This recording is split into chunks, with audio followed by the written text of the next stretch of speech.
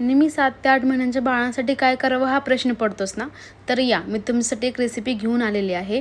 तर आपल्याला 1 वाटी रवा घ्यायचा आहे.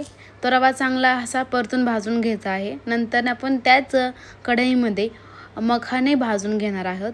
तर मखानेही भाजून झालेले आहेत. तर मग अशा प्रकारे मखाने भाजून झाले पाहिजेत. तर मग आपण हे दोन्ही जे आहे ते आता मिक्सरमध्ये काढून घेऊयात.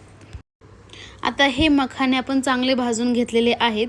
तर मग आपण आता एक मिक्सरचं भांडं आणि एक मखाने आणि रवा हे जे आपण भाजून घेतलेलं आहे ते थंड झालेलं आहे आता.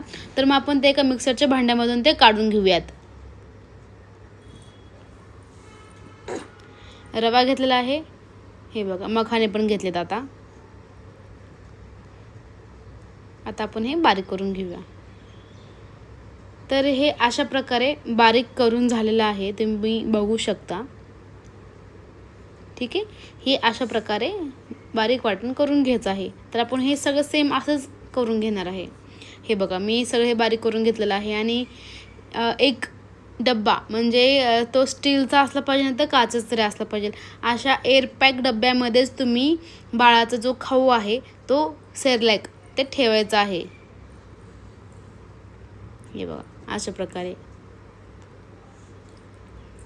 ठीक आहे, आणि तुम्हाला जर ही रेसिपी आवडली असेल तर तुम्ही ह्या रेसिपीला भरपूर शेअर करा. जे कुठल्या नवीन आई असतील त्यांना पाठवा आणि डू लाईक सबस्क्राईब.